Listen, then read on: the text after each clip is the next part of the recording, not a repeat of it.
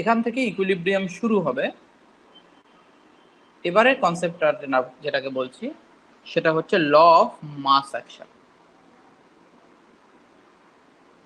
Law of mass action.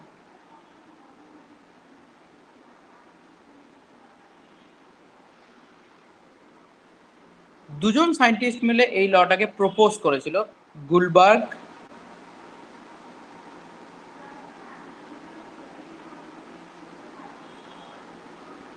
And ওয়েক। এই দুজন মিলে এই লটাকে প্রপোজ করেছিল on the basis of experimental data. ওরা অনেকগুলো রিয়াকশনকে দেখেছে, সেই দেখার পরে সেই রিয়াকশনগুলো থেকে একটা কনক্লুশনে এসেছে, যে কনক্লুশনটা তারা একটা ল হিসেবে রিপ্রেজেন্ট করেছে। তাহলে এটা কিসের উপর বেস করে? On the basis of experiment. Sir Guldberg আর ওটা কি লেখা? Waage, WAAGE। এই যে লটার কথা বলা হচ্ছে, এই লটা not applicable for all reaction. এটা কিছু রিয়াকশনের জন্যই অ্যাপ্লিকেবল হবে।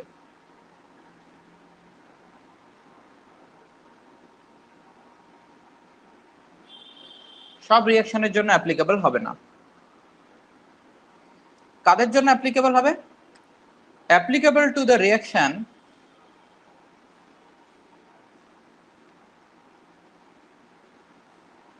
having single step mechanism।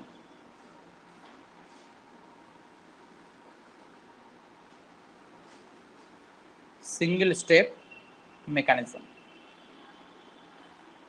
মানে যদি খুব কমপ্লেক্স রিয়াকশন হয় তাহলে কমপ্লেক্স রিয়াকশনের জন্য এই ল অ্যাপ্লিকেবল হবে না। শুধুমাত্র সিম্পল রিয়াকশনের জন্য, যেমন HI এর প্রোডাকশন, অ্যামোনিয়ার প্রোডাকশন, PCl5 এর প্রোডাকশন, যে রিয়াকশনগুলোর কথা আমি বললাম এর আগে, এগুলোর জন্য এই লটা অ্যাপ্লিকেবল হবে। লটাতে কি বলতে চাইছে? বলতে চাইছে যে কোনো রিভার্সিবল রিয়াকশনের ক্ষেত্রে দুটো রিয়াকশনকে আমরা রিপ্রেজেন্ট করি, একটা এই দিকে অ্যারো দিয়ে রিপ্রেজেন্ট করি, একটা এই দিকে অ্যারো দিয়ে রিপ্রেজেন্ট করি। যেমন A+B, এখান থেকে C+D। এদের ফিজিক্যাল স্টেটও বলে দিলাম, মনে করো সবগুলোই gas.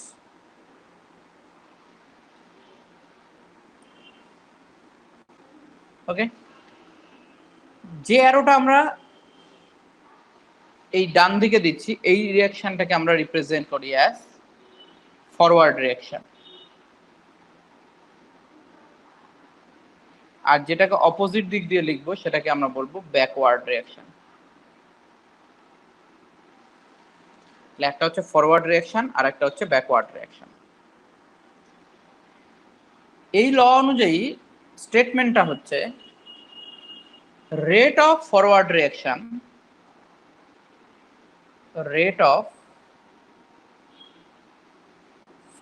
reaction is directly proportional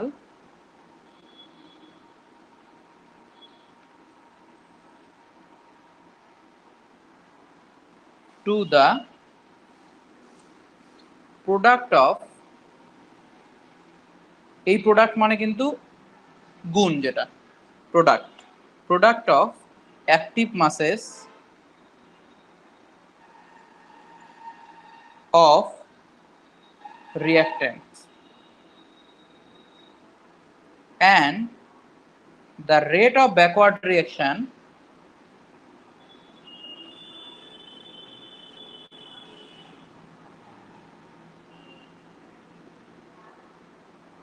is directly proportional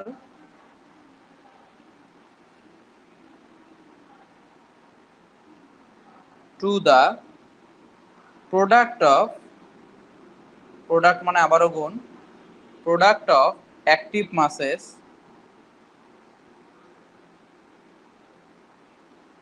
of products এর অ্যাক্টিভ মাসের গুণফলের সঙ্গে সমানুপাতিক ব্যাকওয়ার্ড রিঅ্যাকশনের রেট, আর ফরওয়ার্ড রিঅ্যাকশনের রেট রিঅ্যাক্ট্যান্টস গুলোর অ্যাক্টিভ মাসের গুণফলের সমানুপাতিক। ওকে, ম্যাথমেটিক্যালি ব্যাপারটাকে দেখো।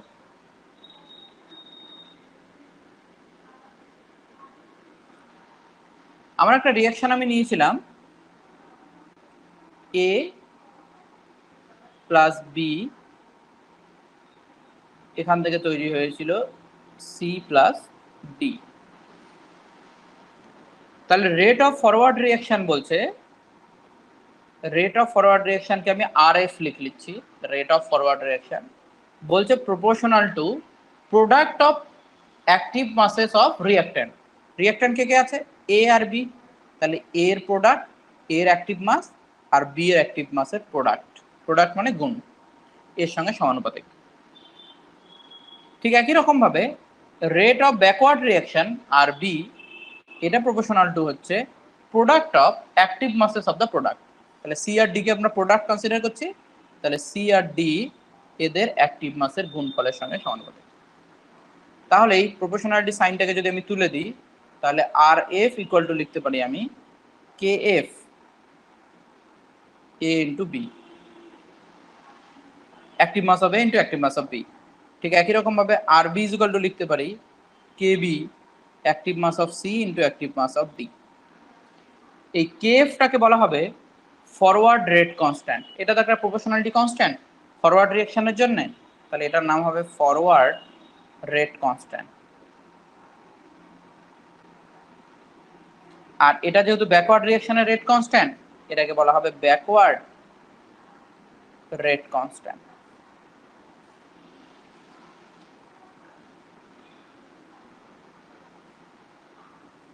ক্লিয়ার হয়েছে ব্যাপারটা এটুকু? Forward reaction rate constant and হ্যাঁ স্যার হ্যাঁ বলছি লটা একটু একবার বলবেন, ক্লিয়ার হয়নি। আমি বলছি যে রিঅ্যাক্ট্যান্ট যেগুলো থাকবে তাদের যে অ্যাক্টিভ মাস হবে, যেমন এ এর অ্যাক্টিভ মাস কি থার্ড ব্র্যাকেটের মধ্যে এ, বি এর অ্যাক্টিভ মাস কি থার্ড ব্র্যাকেটের মধ্যে বি, তাহলে যত রিঅ্যাক্ট্যান্ট থাকবে সবার অ্যাক্টিভ মাসের গুণফলের সঙ্গে রেট অফ ফরওয়ার্ড রিঅ্যাকশন হচ্ছে সমানুপাতিক। ঠিক সেরকম ব্যাকওয়ার্ড রিঅ্যাকশনের রেট হবে যতগুলো প্রোডাক্ট আছে সেই প্রত্যেকটা প্রোডাক্টের অ্যাক্টিভ মাসের গুণফলের সমানুপাতিক। ওকে, এবার দেখো, ঠিক আছে স্যার। এবার যদি রিঅ্যাকশনটাকে কেউ এভাবে লিখতো যে 2a প্লাস 3b, এখানে হচ্ছে এটা গ্যাস, এটাও গ্যাস, অ্যারো দিয়ে লিখতো ধরো 4c প্লাস ডি, তাহলে আমি কি লিখতাম? তাহলে দেখো এটাকে আমি এভাবেও রিপ্রেজেন্ট করতে পারতাম।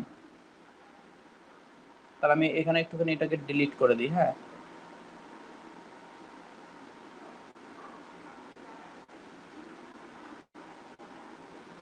দেখো এই রিঅ্যাকশনটাকে আমি এভাবেও রিরাইট করতে পারি কিরকম, A gas plus A gas plus B plus B plus B, লিখতে পারি 3b।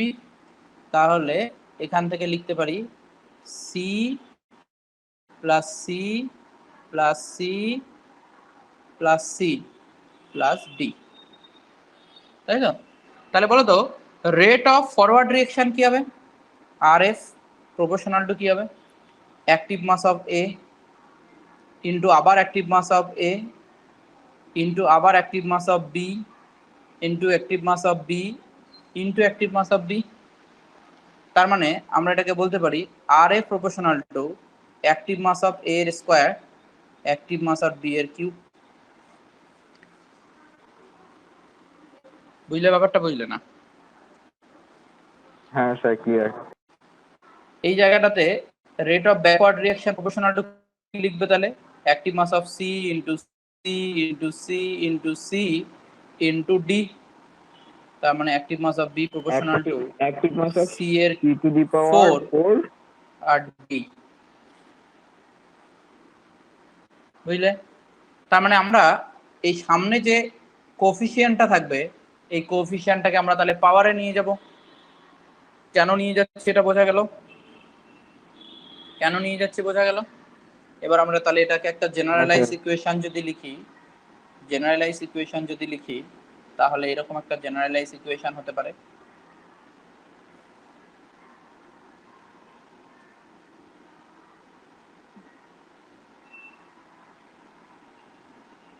একটা জেনারেলাইজ ইকুয়েশনকে আমরা যদি রিপ্রেজেন্ট করি, মনে করো এরকম এ এ এরকমই বইয়ে দেওয়া থাকে, বি বি,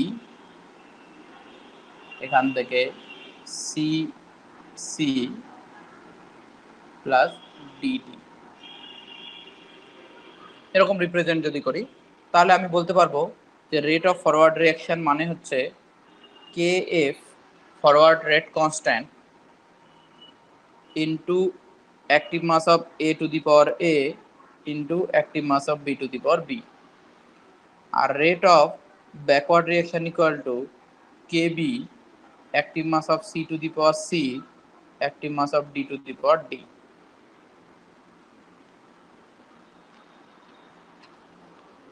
ওকে, এবার এইটাতে আমি এবার করব প্লট।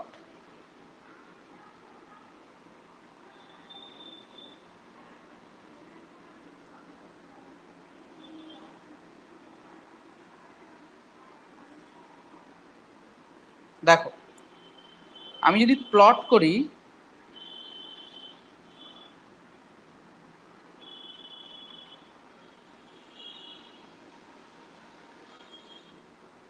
রেট অফ রিঅ্যাকশন,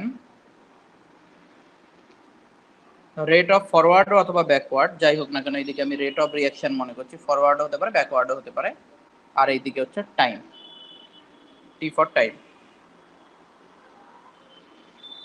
আমাকে বলো যখন রিঅ্যাকশন প্রথমে শুরু করেছি তখন আমি কি কি নিয়েছি, এ নিয়েছি আর বি নিয়েছি, তাহলে ওই মুহূর্তে এ আর বি এর অ্যাক্টিভ মাস সবচেয়ে বেশি ইনিশিয়ালি, ঠিক কিনা? হ্যাঁ স্যার। এ আর বি এর অ্যাক্টিভ মাস সবচেয়ে বেশি। স্যার একবার বলুন। ইনিশিয়ালি আমি কন্টেনারের মধ্যে এ আর বি মিক্স করেছি টাইম টি ইকুয়াল টু 0-তে, তখন রিঅ্যাকশন শুরু হয়নি, তাহলে টাইম টি ইকুয়াল টু 0-তে আমার কন্টেনারের মধ্যে কে কে আছে, এ আর বি, তাহলে তখন এ আর বি এর অ্যাক্টিভ মাস মানে কি, এ যতটা পরিমাণে আছে বি ম্যাক্সিমাম পরিমাণটাই ওটা। এবার যত টাইম যাবে তত এ আর বি কনভার্ট হবে সি আর ডি তে, তাহলে এ আর বি এর মাস কি হবে, কমতে থাকবে, আর মাস যত কমতে থাকবে মানে অ্যাক্টিভ মাস কমতে থাকবে, এ আর বি এর অ্যাক্টিভ মাস কমতে থাকবে। তার মানে প্রথমে ইনিশিয়ালি তাহলে রেট অফ রিঅ্যাকশন থাকবে ম্যাক্সিমাম, ধরে নিচ্ছি এটা হচ্ছে আমার forward rate reaction at time T equal to 0-তে। বলো এইটুকু জায়গায় ক্লিয়ার হয়েছে কিনা? হ্যাঁ স্যার। এবার এ আর বি কনভার্ট হয়ে সি আর ডি তে কনভার্ট হচ্ছে, এ আর বি সি আর ডি তৈরি করছে, তাহলে এ আর বি এর অ্যাক্টিভ মাস কমতে থাকবে, তাহলে যত এ আর বি এর অ্যাক্টিভ মাস কমতে থাকবে তত রেট অফ ফরওয়ার্ড রিঅ্যাকশনও কি হবে, ডিক্রিজ করতে থাকবে। তাহলে আমাদের দেখা যাবে যে রেট অফ ফরওয়ার্ড রিঅ্যাকশন 0-তে ম্যাক্সিমাম ছিল, তখন রেট অফ ব্যাকওয়ার্ড রিঅ্যাকশন কত ছিল বলো, 0, কারণ তখন তো অ্যাক্টিভ মাস অফ সি আর ডি কত, 0, অ্যাক্টিভ মাস অফ সি আর D initially active mass of C আর ডি হচ্ছে 0, তার মানে ব্যাকওয়ার্ড রিঅ্যাকশনের রেট হচ্ছে তখন 0, তাহলে আরবিটাকে 0-তে লিখে দিচ্ছি রেটের দিকে। এবার যত আর এফ ইনক্রিজ করবে, যত রিঅ্যাকশন প্রসিড করবে, টাইম যত এগোবে তত আর এফ করতে থাকবে ডিক্রিজ। কেন ডিক্রিজ করবে, কারণ এ আর বি এর অ্যাক্টিভ মাস ডিক্রিজ করছে। ঠিক একই সঙ্গে বি আর বি করতে থাকবে ইনক্রিজ। কেন আর বি ইনক্রিজ করবে, কারণ যত টাইম যাবে তত সিআরডি তৈরি হবে। এবার সিআরডি যত তৈরি হতে থাকবে তত রিঅ্যাকশন কি হবে, সিআরডি প্রোডাক্ট তৈরি হবে, সিআরডি এর অ্যাক্টিভ মাস ইনক্রিজ করবে, ব্যাকওয়ার্ড রিঅ্যাকশনের রেটও ইনক্রিজ করবে, এরকম চলতে আছে। তাহলে এটা কমতে আছে আর এটা ইনক্রিজ করতে আছে, তাহলে আরবি ইনক্রিজ করছে,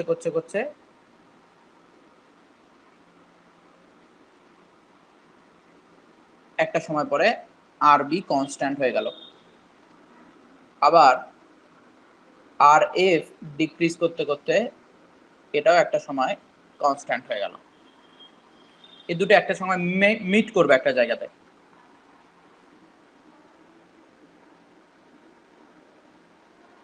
এই দুটো লাইন একটা জায়গাতে মিট করবে। যদি এই দুটো লাইন একটা জায়গাতে মিট করে, তার মানে এই টাইমের পর, এইখানে যে টাইমটা আমি লিখছি, এই টাইমের পর R F equal to R B, rate of backward reaction equal to rate of forward reaction. Forward রিঅ্যাকশনের রেট এবং ব্যাকওয়ার্ড রিঅ্যাকশনের রেট সমান। তার মানে এর অ্যাক্টিভ মাস যতটা ডিক্রিজ করবে ফরওয়ার্ড রিঅ্যাকশনের জন্য, ব্যাকওয়ার্ড রিঅ্যাকশনের জন্য এর অ্যাক্টিভ মাস ততটা ইনক্রিজ করে যাবে। তার মানে আলটিমেটলি কি, এর অ্যাক্টিভ মাসটা কি থাকবে, constant with respect to time.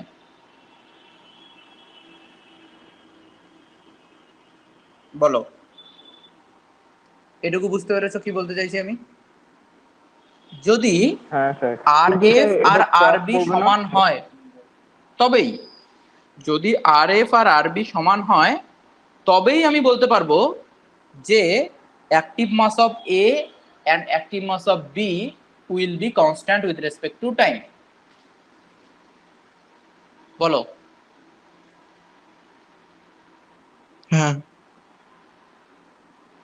সবাই বুঝতে পারছো আমি কি বলতে চাইছি? যদি আমি বলি R F equal to R B, তার মানে R F rate of forward reaction যতটা হবে, রেট অফ ব্যাকওয়ার্ড রিঅ্যাকশনও ততটা। তাহলে এর অ্যাক্টিভ মাস যতটা কমে যাবে, অতটা ব্যাকওয়ার্ড রিঅ্যাকশনের জন্য এর অ্যাক্টিভ মাস ইনক্রিজ করে যাবে। তাহলে এর অ্যাক্টিভ মাস এটা কনস্ট্যান্ট থাকবে উইথ রেসপেক্ট টু টাইম। আর কোনো কিছু উইথ রেসপেক্ট টু টাইমে যদি কনস্ট্যান্ট থাকে, আমরা সেটাকে বলি ইকুইলিব্রিয়াম। তাহলে আমরা বলছি যে এই টাইমের পর রিঅ্যাকশনটা ইকুইলিব্রিয়াম এক্সিস্ট করছে, এই টাইমটাকে আমরা বলবো টি ইকুইলিব্রিয়াম। টি ইকুইলিব্রিয়ামের পর রিঅ্যাকশন ইকুইলিব্রিয়ামে থাকছে। তার আগে অবধি কিন্তু আমি যদি এইরকম একটা এইরকম টাইমে যদি আমি কনসিডার করি, এই টাইমটাতে কিন্তু এখানে ধরো একটা T1 টাইম কনসিডার করলাম, এই টাইমে কিন্তু ইকুইলিব্রিয়াম এক্সিস্ট করে না, কারণ এই টাইমে আর এফ এর রেট এবং আর বি এর রেট কিন্তু সমান নয়। শুধুমাত্র টি ইকুইলিব্রিয়ামের পরে যে কোনো সময়ে আমরা বলবো ইকুইলিব্রিয়াম এক্সিস্ট করে, কারণ তখন টাইমের রেসপেক্টে active mass of A and active mass of B change, active mass of B constant থাকে। কনস্ট্যান্ট থাকে তার মানে এই নয় যে এটা চেঞ্জ হয় না। চেঞ্জ হয় বলতে কিরকম চেঞ্জ হয়, যতটা চেঞ্জ হয়, যতটা অ্যাক্টিভ মাস ডিক্রিজ করে ততটা আবার ইনক্রিজ করে, তার মানে একটা ইকুইলিব্রিয়াম এক্সিস্ট করে। এই জায়গাটাতে আমরা তাহলে বলি যে এইখানে একটা ডাইনামিক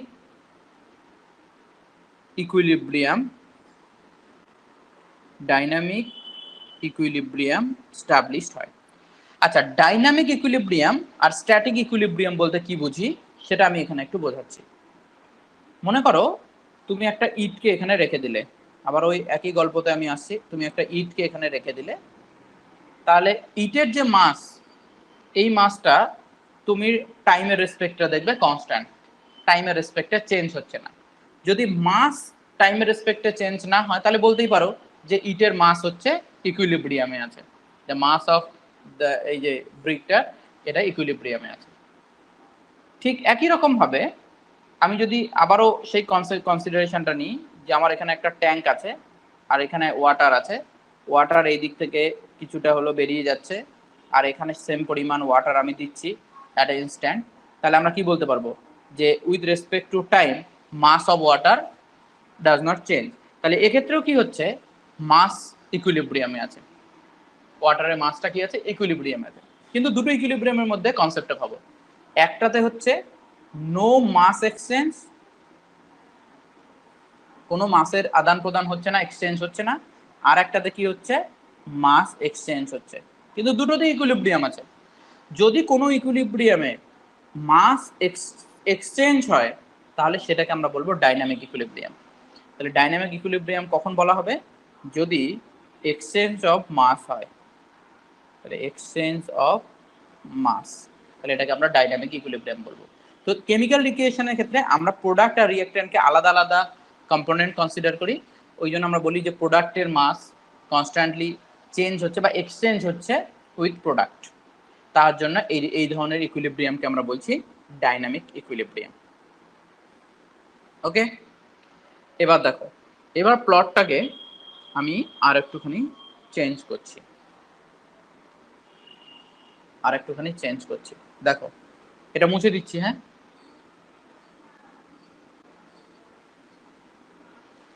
টাইম আছে, দেখো প্লট করা হবে। আচ্ছা, এই প্লট থেকে প্রশ্ন আসে, ঠিক আছে, খুব মনোযোগ দিয়ে প্লটগুলো শুনবে। প্লট করা হবে রেট ভার্সেস টাইম, ভালো করে দেখবে, রেট ভার্সেস টাইম। তাহলে ধরো আমার এখানে rate of forward reaction R F সবসময় বেশি হবে, আর rate of backward reaction R B প্রথমে থাকবে 0। Rate of forward reaction gradually decrease করছে, ডিক্রিজ করতে করতে করতে করতে ধরো এটা একটা হয়ে গেল কনস্ট্যান্ট, চেঞ্জ হচ্ছে না, কনস্ট্যান্ট হয়ে গেল রেট। আবার রেট অফ ব্যাকওয়ার্ড রিঅ্যাকশন এটা ইনক্রিজ করতে করতে হয়ে গেল কনস্ট্যান্ট। তাহলে বলো এখানে ইকুইলিব্রিয়াম এক্সিস্ট করছে কি করছে না?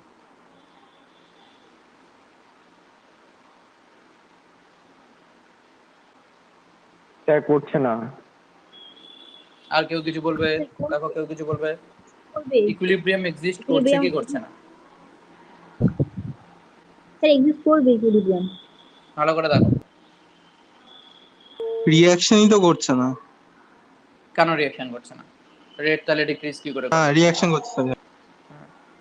দেখো সবসময় মনে রাখবে ইকুইলিব্রিয়াম ফর করবে, for equilibrium rate of forward reaction is equal to rate of backward reaction। এটাই তো আমরা আগে দেখলাম, rate of forward reaction is equal to rate of backward reaction। যদি rate of forward reaction R rate of backward reaction সমান হয় তবেই সেটা ইকুইলিব্রিয়ামে আছে। এখানে কি এই টাইমের পর আমরা কি রেট অফ ফরওয়ার্ড আর রেট অফ ব্যাকওয়ার্ড রিঅ্যাকশন কি সমান আছে? না, নেই। সমান নেই, কনস্ট্যান্ট আছে, সমান কিন্তু নেই। বলো নিরজ্যোতি, কি বলছো?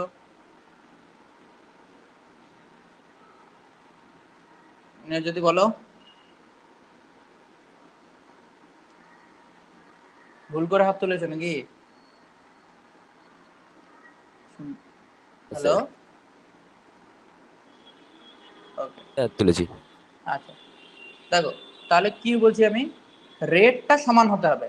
যদি রেটটা সমান না হয় তাহলে কি হবে ঘটনাটা? দেখো এই কেসটাতে কি হবে, ধরো এ প্লাস বি এখান থেকে সি প্লাস ডি তৈরি করছে।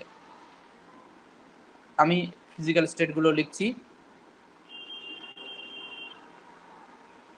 রেট অফ ফরওয়ার্ড রিঅ্যাকশন হচ্ছে বেশি, এই দেখো এখানে রেট অফ ফরওয়ার্ড রিঅ্যাকশন কি রেট অফ ব্যাকওয়ার্ড রিঅ্যাকশনের থেকে বেশি, কনস্ট্যান্ট। তার মানে কি এ তো কমতেই থাকবে,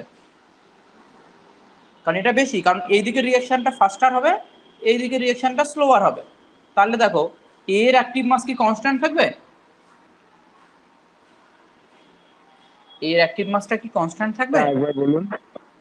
আবার দেখো এই ফরওয়ার্ড রিঅ্যাকশনের রেটটা বেশি, তাহলে এই অ্যারোটাকে আমি বড় অ্যারো দিয়ে দেখাচ্ছি যে এই রেটটা বেশি ফরওয়ার্ড রিঅ্যাকশনের, এই গ্রাফ থেকে, ঠিক আছে।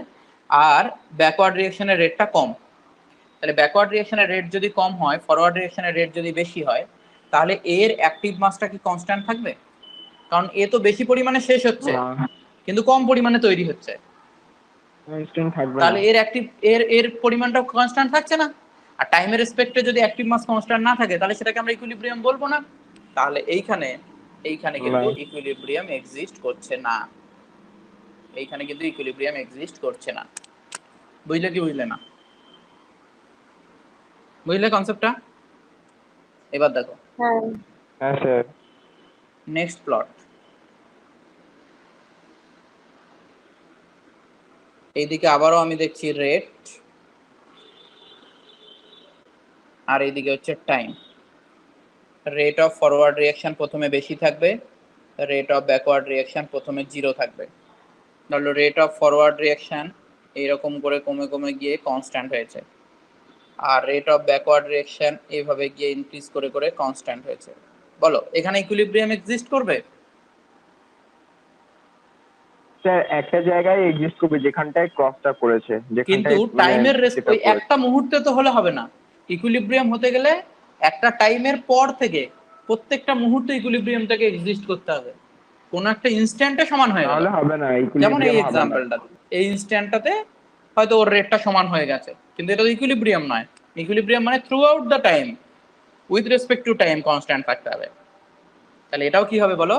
এখানেও ইকুইলিব্রিয়াম কি হচ্ছে না, এক্সিস্ট করবে না। বুঝতে পেরেছো? তাহলে ইকুইলিব্রিয়াম এক্সিস্ট করার একটাই শর্ত, সেটা হচ্ছে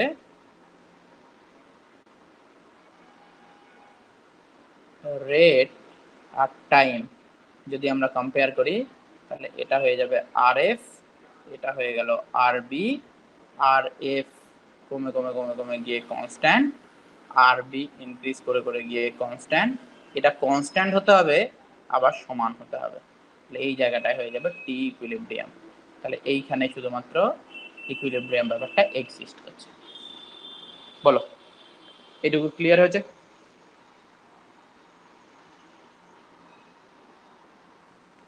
হ্যাঁ স্যার, ক্লিয়ার। ওকে, এবার আসো। ওকে, তাহলে এই অবধি আমাদের ব্যাপারটা হয়ে গেল ক্লিয়ার। এবার দেখো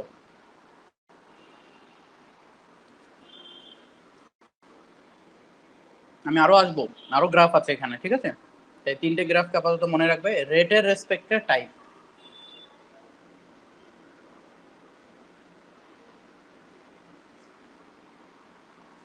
তাহলে আমরা ইকুইলিব্রিয়ামের কোন কোন ফিচার্স পেলাম দেখো।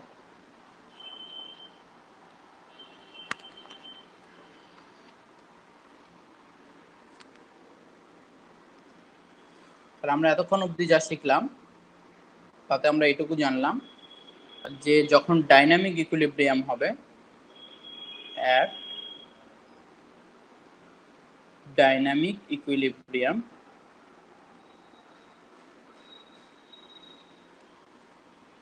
rate of forward reaction is equal to rate of backward reaction.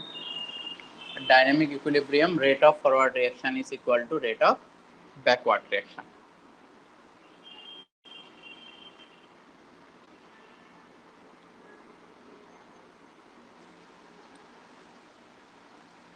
Okay, তাহলে দেখো রেট অফ ফরওয়ার্ড রিঅ্যাকশন আমাদের কি ছিল? রেট অফ ফরওয়ার্ড রিঅ্যাকশন ছিল kf a to the power a b to the power b, ওই আমরা যে general ইকুয়েশনটা নিয়েছিলাম তার। আর রেট অফ ব্যাকওয়ার্ড রিঅ্যাকশন হচ্ছে kb c to the power c and d to the power d। এটা সমান লিখতে পারি তো ইকুইলিব্রিয়ামে, কারণ এই দুটো সমান। এবার আমি যদি এখানে kf বাই kb করি তাহলে কি দাঁড়াবে? উপরে হবে c to the power c, a আর rate of b to the power c চলে যাবে। তাহলে a to the power a R b to the power b। তাহলে দেখো এই এই যে রেশিওটা, এই রেশিওটা কি? Ratio of forward rate constant and backward rate constant at equilibrium. তাহলে এটা হচ্ছে, এই কথাটা হচ্ছে কি, ratio of forward rate constant and backward rate constant at equilibrium. Equilibrium में ratio of forward rate constant and backward rate constant is called equilibrium constant.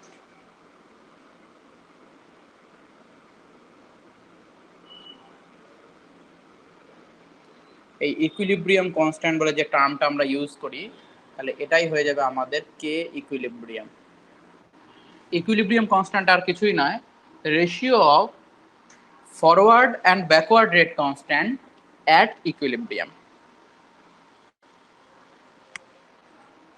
ওকে, তাহলে এটা গেল হচ্ছে ইকুইলিব্রিয়াম কনস্ট্যান্ট।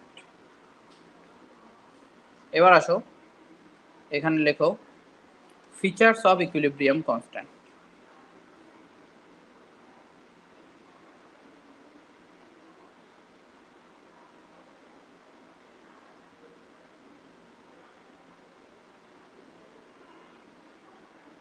ইকুইলিব্রিয়াম কনস্ট্যান্টের কি কি ফিচার্স, কি কি বৈশিষ্ট্য আছে।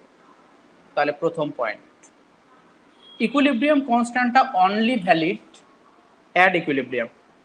তার মানে কি, ইকুইলিব্রিয়াম বাদে ইকুইলিব্রিয়াম কন্ডিশন যতক্ষণ না রিচ করছে ততক্ষণ ইকুইলিব্রিয়াম কনস্ট্যান্টের কোনো মানে হয় না, আমরা পেতেই পারি না সেটাকে, তাই না? তাহলে value and definition of equilibrium constant always hold at equilibrium. তাহলে ফার্স্ট পয়েন্ট লেখো, the value and definition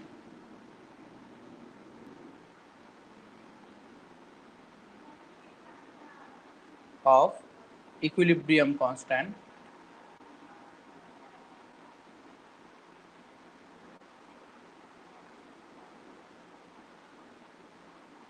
only valid বা only holds at equilibrium condition।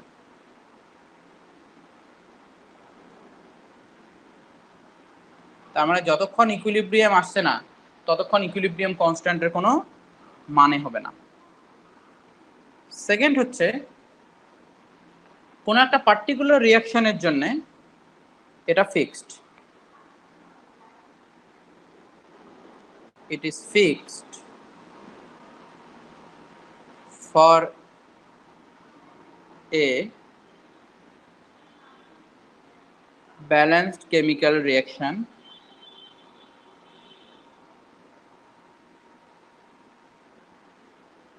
at a particular temperature।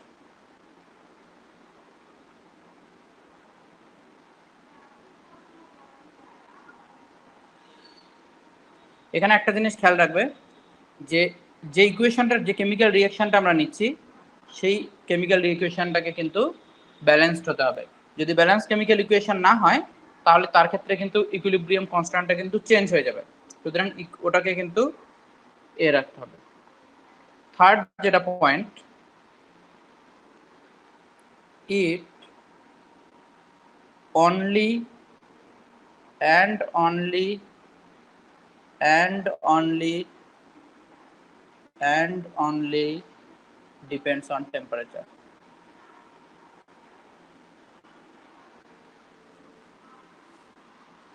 শুধুমাত্র টেম্পারেচার বাদে আর কোনো কিছুর উপর ইকুইলিব্রিয়াম কনস্ট্যান্ট ডিপেন্ড করে না, শুধুমাত্র টেম্পারেচারের উপরই ডিপেন্ড করবে। তাছাড়া আর কোনো এফেক্ট ইকুইলিব্রিয়াম কনস্ট্যান্টের উপরে কোনো প্রভাব ফেলতে পারবে না। It is independent of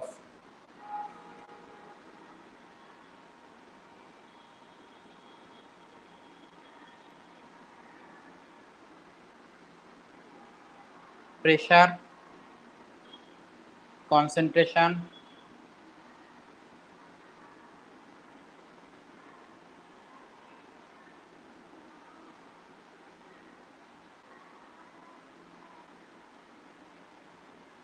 impurity,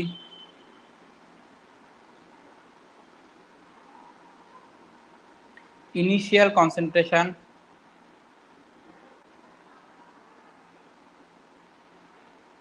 volume, কোনো কিছুর উপরই এটা ডিপেন্ড করবে না, শুধুমাত্র কিছুর উপর ডিপেন্ড করবে, টেম্পারেচারের উপরে। এটা হচ্ছে ইকুইলিব্রিয়াম কনস্ট্যান্টের একটা ফিচার্স এর মধ্যে পড়ে। দেখো স্যার 4 নাম্বারটা স্যার ওটা কনস্ট্যান্ট ইমপিউরিটি তারপরে কি লিখবেন?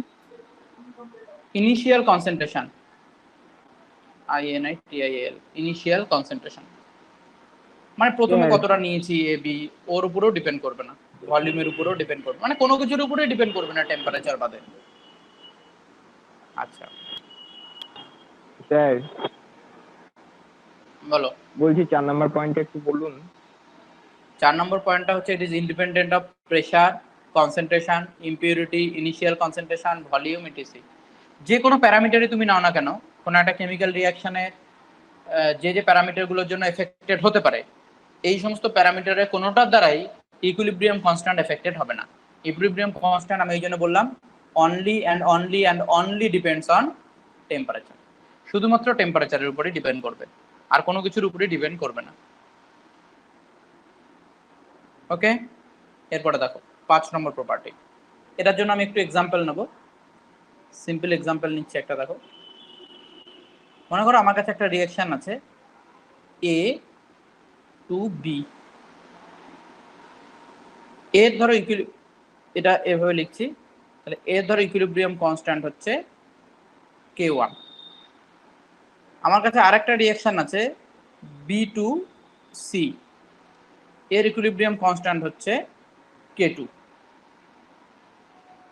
আমি যদি এই দুটো ইকুয়েশনকে যোগ করি, তাহলে যোগ করলে হবে এ টু সি, এর ইকুইলিব্রিয়াম কনস্ট্যান্ট হচ্ছে K3। তাহলে কে যেটা ইকুইলিব্রিয়াম কনস্ট্যান্ট, এটা অ্যাডিটিভ প্রপার্টি নয়। অ্যাডিটিভ প্রপার্টি নয় মানে আমি যদি ইকুয়েশন দুটোকে যোগ করি, K1 গুলো যোগ হয়ে যাবে না, রেট কনস্ট্যান্টও এই ইকুইলিব্রিয়াম কনস্ট্যান্টও কি হয়ে যাবে না, যোগ হয়ে যাবে না। This is not a additive property. তাহলে আমি কি বলতে চাইছি, it is not an additive property.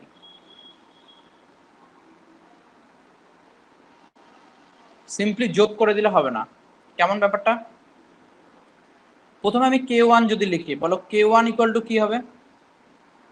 K1 equal to হবে active mass of B by active mass of A. ঠিক একই রকম ভাবে K2 টাকে লেখা যায় active mass of C by active mass of B.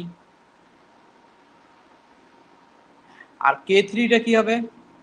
K3 টা হবে active mass of C by active mass of A. By active mass of A. তাহলে এখান থেকে দেখো K1 ইন্টু K2 যদি তুমি করো, তাহলে হয়ে যাচ্ছে active mass of B by active mass of A into active mass of C by active mass of B.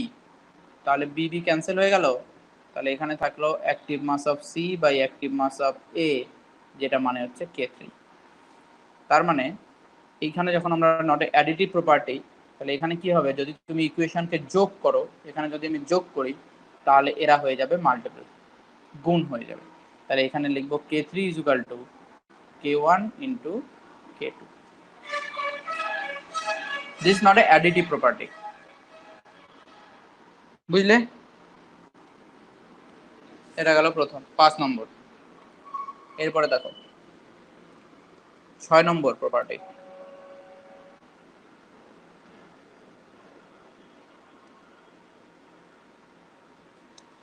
if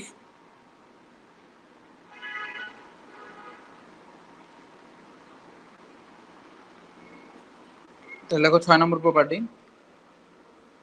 the equilibrium constant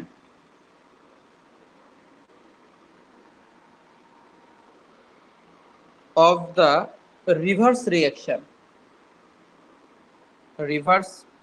reaction is equal to the inverse of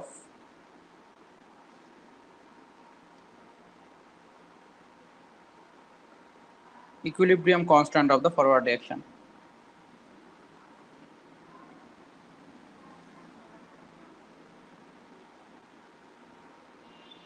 কিরকম ব্যাপারটা? এটার একটা ছোট্ট এক্সাম্পল নিয়ে আমি বুঝি। এটাকে আগেরটুকু delete করে দিই।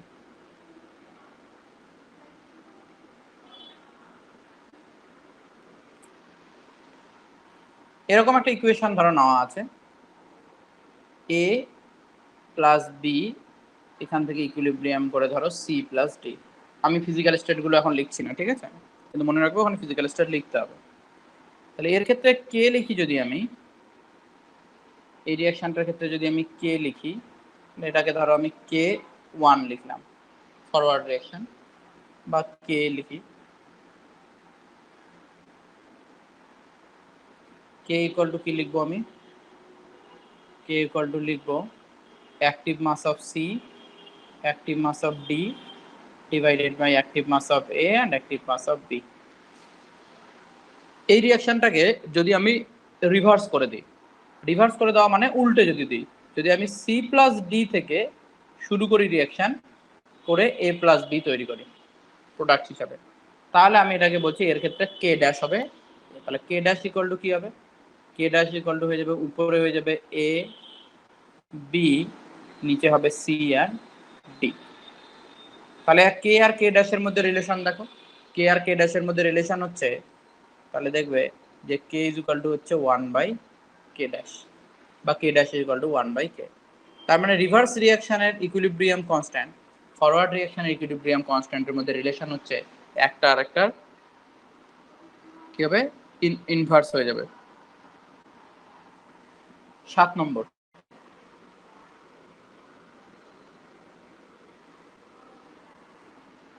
ইকুইলিব্রিয়াম কনস্ট্যান্ট আমরা যদি কোনো একটা ইকুয়েশনকে মাল্টিপ্লাই করি এন দিয়ে, তাহলে ইকুইলিব্রিয়াম কনস্ট্যান্টের কিরকম চেঞ্জ হয়। আমি এটাকে এক্সাম্পল দিয়ে লিখছি, দেখো মনে করো এ প্লাস বি এখান থেকে তৈরি হয়েছিল সি প্লাস ডি, এটা এখানে লেখা আছে, তার কেও লেখা আছে। আমি এই ইকুয়েশনটাকে এন দিয়ে মাল্টিপ্লাই করলাম, মাল্টিপ্লাইড বাই এন, তাহলে কি হবে, ইকুয়েশনটাকে নতুন লিখতে পারবো আমি n A plus n B, এখান থেকে হচ্ছে n C plus n D. এর কে ড্যাশকে যদি লিখি, কে ডাবল ড্যাশ করি এখানে, তাহলে কি হবে দেখো, C to the power N D to the power N, এইদিকে হয়ে যাবে A to the power N B to the power N. তাহলে এখান থেকে আমি কি লিখতে পারি, এখান থেকে আমি লিখতে পারি যে এটা মানে হচ্ছে কে ডাবল ড্যাশ মানে হচ্ছে কে টু দি পাওয়ার এন। তার মানে ইকুয়েশনকে যদি আমরা মাল্টিপ্লাই করি, ইকুয়েশনকে যদি আমরা এন দিয়ে মাল্টিপ্লাই করি, তাহলে ইকুইলিব্রিয়াম কনস্ট্যান্টে সেটা চলে যাবে পাওয়ারে। যদি আমি এই ইকুয়েশনটাকে এন দিয়ে ভাগ করতাম, ধরো 1/n a 1/n b, এখান থেকে 1/n c 1/n d, তাহলে কে ডাবল ড্যাশ ট্রিপল ড্যাশ যেটা হয়ে যেত কি কে টু দি পাওয়ার 1/n, কারণ এখানে 1/n দিয়ে মাল্টিপ্লাই করেছি, তাহলে সেটা কোথায় চলে যেত, পাওয়ারে, কে টু দি পাওয়ার 1/n। তাহলে এই গেল হচ্ছে ইকুইলিব্রিয়াম কনস্ট্যান্টের ফিচার্স, ইকুইলিব্রিয়াম কনস্ট্যান্টের ফিচার্স। ওকে, দেখো এটুকু ঠিক আছে, বুঝতে পেরেছো সবাই। এখান থেকে অঙ্ক আসবে, এই লাস্টের যে কয়েকটা পড়ালাম আমি, এটার উপর বেস করে সিম্পল সিম্পল ইকুয়েশন দেবে, দিয়ে সেগুলোকে আমাদের ক্যালকুলেশন করতে দেবে। এবার দেখো, এটা গেল ইকুইলিব্রিয়াম কনস্ট্যান্ট। এরপরে আসো ফিচার্স অফ ইকুইলিব্রিয়াম। এটা ইকুইলিব্রিয়াম কনস্ট্যান্টের ফিচার্স বললাম এতক্ষণ ধরে। এবার আসো ফিচার্স অফ ইকুইলিব্রিয়াম। এই যে কটু কনসেপ্ট পড়াচ্ছি, এখান থেকে একটা প্রশ্ন থাকবেই, ঠিক আছে, এইটুকু কনসেপ্ট থেকে একটা প্রশ্ন থাকবেই। দেখো এবার লেখো, তোমরা পয়েন্ট করো, features of equilibrium.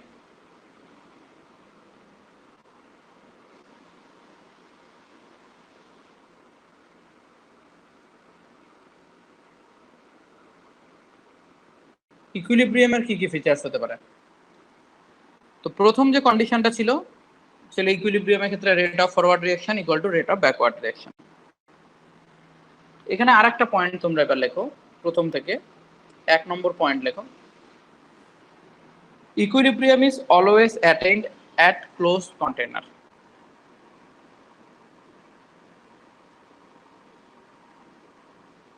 Equilibrium is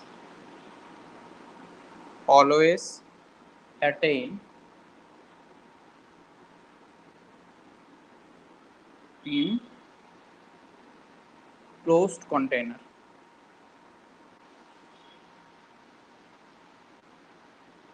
মানে কি, মনে করো তোমার একটা রিঅ্যাকশন হচ্ছে, এরকম একটা কন্টেনারের মধ্যে রিঅ্যাকশন হচ্ছে, তো এটার অ্যাক্টিভ মাস ফিক্সড থাকবে তখনই যদি এটা ক্লোজড কন্টেনারের মধ্যে রিঅ্যাকশন হয়। যদি কন্টেনারটা ওপেন হয়, ফর এক্সাম্পল এরকম কন্টেনার যদি হয়, open container, gas face reaction যদি হয়, তাহলে এখান থেকে তো বাইরে গ্যাস মলিকিউলস চলে যেতে পারে, বাইরে থেকে গ্যাস মলিকিউলস ভিতরে আসতে পারে। তার মানে এখান থেকে যদি গ্যাস মলিকিউলস বাইরে চলে যায়, তাহলে এর অ্যাক্টিভ মাস কিন্তু আর কনস্ট্যান্ট থাকবে না, ইকুইলিব্রিয়াম হোল্ড করলেও আর কনস্ট্যান্ট থাকবে না, তাই না? তার মানে কন্টেনারের সবসময় কি হতে হবে, ক্লোজড কন্টেনার হতে হবে। ক্লোজড কন্টেনার ছাড়া ইকুইলিব্রিয়াম অ্যাটেইন করা কখনোই সম্ভব নয়। খুব ইম্পর্টেন্ট পয়েন্ট এটা। আচ্ছা, এখান থেকে কি ধরনের প্রশ্ন আসে বলো তো? Which of the following is correct, এরকম অপশন থাকে, দিয়ে বলবে বা নিচের কোনগুলি কারেক্ট, এরকম অপশনে কিন্তু এই কনসেপ্টগুলোর উপরে কোশ্চেন হয়। সেকেন্ড যেটা, সেটা তো আমরা বললাম যে কেমিক্যাল ইকুইলিব্রিয়াম হচ্ছে ডাইনামিক ইন নেচার। তাহলে ইকুইলিব্রিয়াম বলতে আমি বলতে চাইছি chemical equilibrium is dynamic in nature. Dynamic কেন সেটা আমরা বললাম, কারণ mass exchange between reactant and products, product and রিঅ্যাক্ট্যান্টের মধ্যে মাস এক্সচেঞ্জ হয়, এই জন্য এটাকে ডাইনামিক বলছি। 3 নম্বর খুব important, equilibrium can be attained, এটা বোঝাচ্ছি আমি, প্রথমে লিখে নাও, equilibrium can be attained either from reactant side or product side।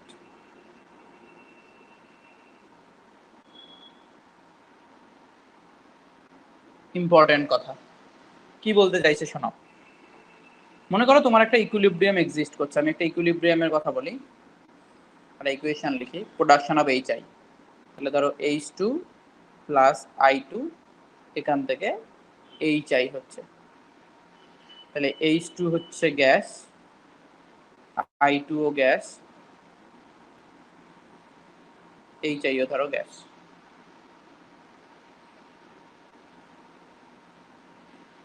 এই ইকুইলিব্রিয়ামটাকে আমরা মনে করো শুরু করলাম রিঅ্যাকশন, কন্টেনারের মধ্যে H2 আর I2 মিক্স করে দিলাম, H2 আর I2 মিক্স করে দিলাম। আমি প্লট বানাচ্ছি আবারও এটাকে বোঝানোর জন্য, এটাকে আমি উপরের দিকে তুলে দিই, এই পয়েন্টটাকে বোঝানোর জন্য আমি আবারও প্লট বানাবো। প্লট হচ্ছে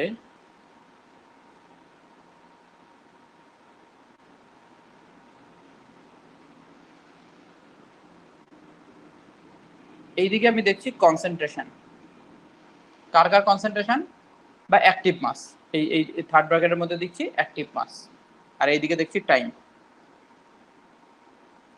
এইদিকে দেখছি আমি টাইম। তাহলে দেখো ইনিশিয়ালি আমি মনে করছি যে H2 আর I2 এর অ্যাক্টিভ মাস দুটোরই গুণফল, অ্যাক্টিভ মাসের গুণফলের সঙ্গে তো রিলেটেড হবে, তাহলে সেটা ধরো এখানে আছে, এদের দুজনের অ্যাক্টিভ মাসের গুণফল ধরো এখানে আছে। এবার কি হবে, যত টাইম যাবে এদের অ্যাক্টিভ মাস কি হতে থাকবে, কমতে থাকবে, তাই না? কমতে কমতে কমতে কমতে ধরো একটা সময় পরে কনস্ট্যান্ট হয়ে যাবে। আর অ্যাক্টিভ মাস কনস্ট্যান্ট হয়ে যাওয়া মানে কি, ইকুইলিব্রিয়াম এক্সিস্ট করা, হ্যাঁ কি না? অ্যাক্টিভ মাস কনস্ট্যান্ট হয়ে যাওয়া মানে ইকুইলিব্রিয়াম এক্সিস্ট করা কিনা? হ্যাঁ sir. Active mass constant, equilibrium constant. তাহলে যত এটা কমতে থাকবে তত এইচ আই এর প্রোডাকশন হতে থাকবে। তাহলে এইচ আই এর প্রথমে অ্যাক্টিভ মাস ছিল 0, তাহলে এখানে হচ্ছে এইচ আই এর অ্যাক্টিভ মাস, এইচ আই এর অ্যাক্টিভ মাস আস্তে আস্তে ধরো ইনক্রিজ করলো, ইনক্রিজ করার পরও কনস্ট্যান্ট হয়ে গেল। দেখো এটা সমান নাও হতে পারে, কিন্তু দুটোরই ইকুইলিব্রিয়ামে দুটোরই অ্যাক্টিভ মাস কনস্ট্যান্ট হয়ে যাবে। আর অ্যাক্টিভ মাস কনস্ট্যান্ট হয়ে যাওয়া মানে rate of backward, rate of forward reaction constant হবে। আমি প্লটগুলোতে আসবো একটু পরেই। তাহলে এটা হচ্ছে এইচ আই এর কনসেন্ট্রেশন, আর এটা হচ্ছে product of H2 R I2 এর অ্যাক্টিভ মাস। তাহলে দেখো একটা সময় পরে অ্যাক্টিভ মাস এ হয়ে গেল, তাহলে এইখানে তুমি চলে গেলে কোথায়? ইকুইলিব্রিয়ামে। তাহলে এখানে হয়ে গেল টি ইকুইলিব্রিয়াম। এবার মনে করো আমি রিঅ্যাকশনটাকে উল্টো দিকে করছি। কি, প্রথমে আমি HI নিয়েছি, HI যদি পাত্রের মধ্যে নিয়ে যদি আমি হিট করি, তাহলে এটা তো আবার আমাকে ভেঙে H2 আর I2 দেবে।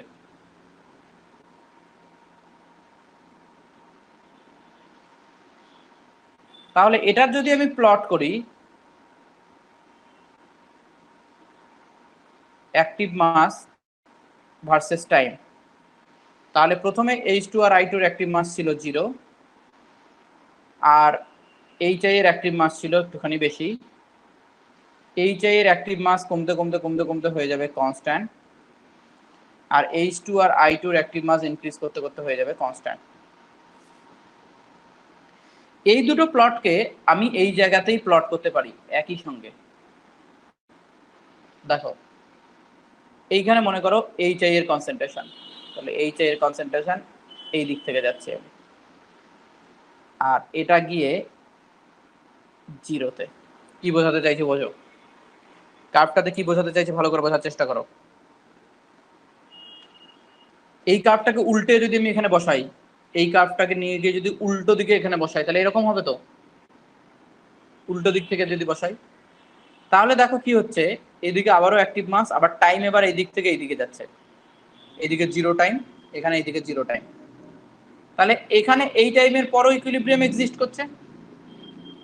তার মানে আমি এই সাইড থেকেও ইকুইলিব্রিয়াম এক্সিস্ট করতে পারি, প্রোডাক্ট সাইড থেকেও ইকুইলিব্রিয়াম এক্সিস্ট করতে পারি। তাহলে equilibrium can be attained either from reactant side or from product side. Product side থেকেও ইকুইলিব্রিয়ামে আমি পৌঁছে গেলাম, আর এদিক থেকে হচ্ছে প্রোডাক্ট সাইড থেকে গেলাম, ইকুইলিব্রিয়াম হলো, এইদিকে হলো রিঅ্যাক্ট্যান্ট সাইড থেকেও ইকুইলিব্রিয়াম হলো। তাহলে যে কোনো দিক থেকেই হোক না কেন ইকুইলিব্রিয়াম আমরা এক্সিস্ট করতে পারবো। ইকুইলিব্রিয়াম কখন হবে? যখন কনস্ট্যান্ট কি হয়ে যাবে, অ্যাক্টিভ মাস যখন প্রত্যেকটা রিএজেন্ট এবং প্রোডাক্টের অ্যাক্টিভ মাস যখন কনস্ট্যান্ট হয়ে যাবে, তখন সেটা ইকুইলিব্রিয়াম বলা হবে। তাই তো? তাহলে এখানে পয়েন্টটা একটুখানি লিখে রাখো যে at equilibrium active mass of all the reactant and products are constant। ঠিক আছে, এই জায়গাটা আমি আর একটু ক্লিয়ার করছি। দেখো এই গ্রাফটা আমি মুছে দিচ্ছি। এটুকু বুঝতে পেরেছো না পারোনি? হ্যাঁ স্যার। ওকে, চলো দেখো আমি এটাকে একটু মুছে দিচ্ছি, দিয়ে আমি আরেকটা প্লট করব এখানে।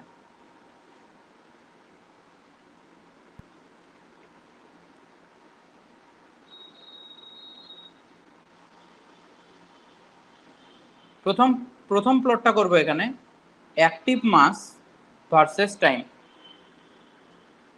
ধরো রিঅ্যাক্ট্যান্টের অ্যাক্টিভ মাস কি হবে, আস্তে আস্তে কমতে থাকবে, কমতে কমতে কমতে কমতে একটা সময় পর হয়ে যাবে কনস্ট্যান্ট। প্রোডাক্টের অ্যাক্টিভ মাস প্রথমে 0 থাকবে, ইনক্রিজ করতে করতে করতে করতে যাওয়ার পরে হয়ে গেল কনস্ট্যান্ট। বলো ইকুইলিব্রিয়াম এক্সিস্ট করছে কিনা? না।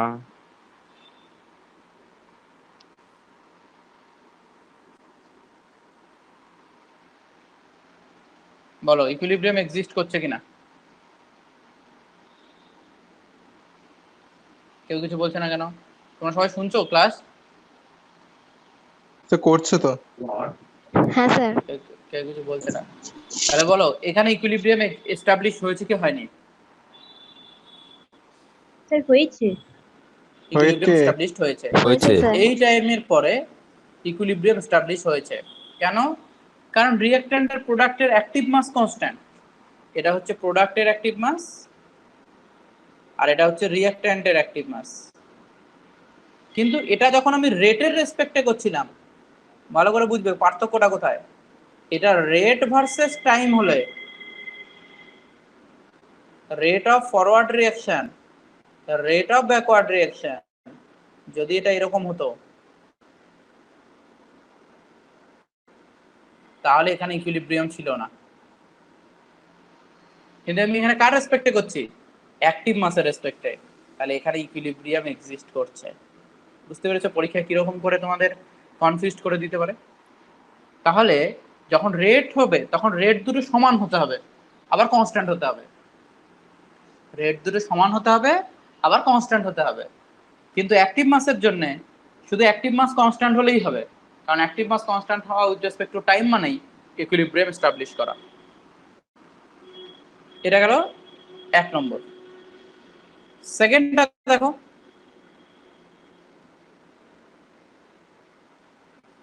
Active mass with respect to time. Plot করছি আমি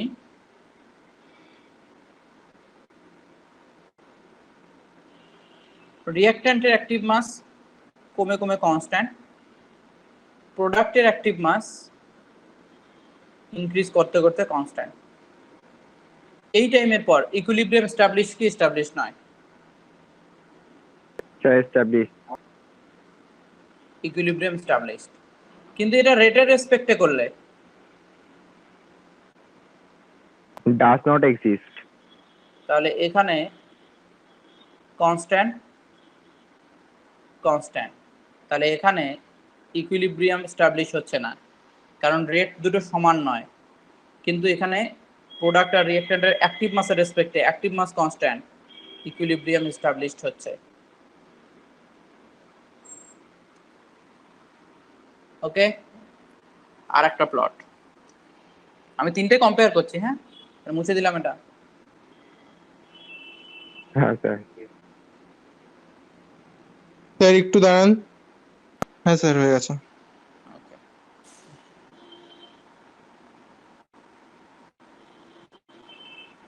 তোমরা অ্যাপে এক্সামটা স্টার্ট করে দিয়েছি, এক্সামটা দেবে সবাই। স্টার্ট একবার করলে কিন্তু 3 ঘন্টার মধ্যে অটো সাবমিট হয়ে যাবে। হ্যাঁ, তার মানে যখন ফ্রি টাইম, মানে যখন তোমার পরীক্ষা দেওয়ার মুডে থাকবে পুরো, তখনই বসবে, অন করবে, না হলে কিন্তু অন করার পর কিন্তু ওটা স্টপ করা যাবে না। আর আচ্ছা একবারই স্যার বলছিলাম স্কোপ থাকবে। ওটা লাস্ট ডেট কবে? লাস্ট ডেট আমি সেট করিনি এখনো, কিন্তু করে দেবো স্যার লাস্ট ডেট। ঠিক আছে। ওকে, আচ্ছা, লাস্ট যে প্লটটা আমরা দেখবো 3 নম্বর কম্প্যারিজনটা, সেটা হচ্ছে এইদিকে হচ্ছে অ্যাক্টিভ মাস আর এইদিকে হচ্ছে টাইম। অ্যাক্টিভ মাস টাইমের রেসপেক্টে আমার যদি এটা গিয়ে এরকম ধরো কনস্ট্যান্ট হয়ে গেল, প্রোডাক্টেরও অ্যাক্টিভ মাস যাওয়ার পরে হয়ে গেল কনস্ট্যান্ট, দুটোই সমান হয়ে গেল, কনস্ট্যান্ট হয়ে গেল। তাহলে এই টাইমের পরে আমরা দেখতে পাচ্ছি যে কনস্ট্যান্ট হয়ে যাচ্ছে, তার মানে ইকুইলিব্রিয়াম এক্সিস্ট করছে। এই জায়গাটা কিন্তু খুব ভুল হবে, সুতরাং খুব সাবধান। এই জায়গাটা দেখবে ভালো করে যে এই দিক ওয়াই অ্যাক্সিস বরাবর কি আছে। ওয়াই অ্যাক্সিস বরাবর রেট আছে কি অ্যাক্টিভ মাস আছে। অনেক সময় মিক্সড করে দেয় অ্যাক্টিভ মাস আর রেট, চারটে অপশনের মধ্যে কতগুলোতে অ্যাক্টিভ মাস থাকে, কতগুলোতে রেট থাকে, সেটা খেয়াল রাখবে ভালো করে। Rate versus time. এবার যদি দেখি আমরা, তাহলে rate of forward reaction constant, rate of backward reaction increase করার পরে কনস্ট্যান্ট। তাহলে কি বলবো এবার আমরা? R F equal to R B হয়ে যাচ্ছে, তাই না? উইথ রেসপেক্ট টু টাইম এটা সবসময় কনস্ট্যান্ট থাকছে। তাহলে এবার এখানে কিন্তু ইকুইলিব্রিয়াম এক্সিস্ট করছে। এই স্যার এটা কেসটাতে ইকুইলিব্রিয়াম হবে। বোথ সাইড ইকুইলিব্রিয়াম এক্সিস্ট করছে। ঠিক আছে, দুটো কার্ভের মধ্যে ইকুইলিব্রিয়াম এক্সিস্ট করছে। তাহলে এই যে 6টা কার্ভ আমি বানালাম, এই 6টা কার্ভের কিন্তু খুব ভালো করে মনোযোগ দিয়ে শুনবে। তাহলে এটা গেল ইকুইলিব্রিয়ামের ফিচার্স হলো। আরেকটা পয়েন্ট তোমরা লেখো, যেটা এখানে একটু লাগবে। কত নম্বর পয়েন্ট অবধি হয়েছিল? ইকুইলিব্রিয়ামের ফিচার্সে আমি কত নম্বর পয়েন্ট লিখেছিলাম? এটা 3 নম্বর, তাই 4 নম্বর, এটা 5 লেখা আছে। যাই হোক কিছু একটা, তোমরা লিখবে কি নাম্বার। আচ্ছা, এখানে লিখবে আর একটা পয়েন্ট, সেটা হচ্ছে ইকুইলিব্রিয়াম ক্যান বি ডিটেক্টেড